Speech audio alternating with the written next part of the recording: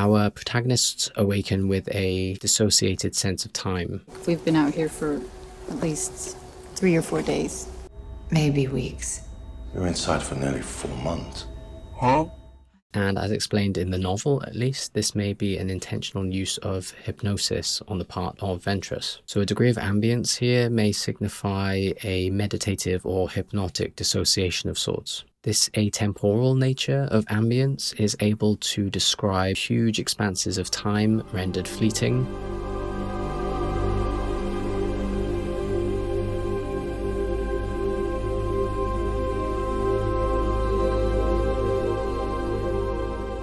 or the most ephemeral moments stretched out to infinity via super slow motion.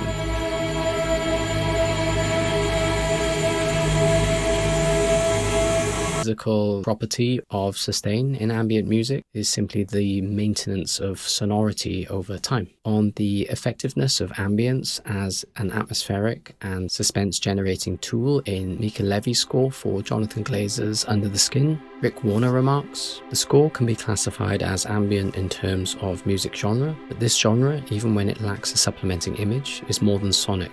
It is environmental." In the liner notes for his album Music for Airports, Brian Eno famously defines ambient as an atmosphere or a surrounding influence that makes it conducive to thought and contemplation, founded in slowness, receptivity, and the ambiguities of what is outside and what is inside. When this music isn't produced as barely varying electronica that pacifies, it shudders on the brink of anxious commotion. Ambient's frequent disregard for rigid structural rules also allows it to map perfectly over the cuts and edits of moving image in a beautifully organic and fluid way, whereas more structured or metered music requires much more intentionality in synchronicity to picture through more opaque time signature or tempo changes. Ambient music, like its namesake, ambient sound, particularly from synthesized sources with its theoretically infinite resonances, has a diegetic association as well, where infinitely sustained notes can be seen to mimic weather, like wind or rain or other environmental properties. For Annihilation, where so much of our subject matter is the literal observance of the environment around us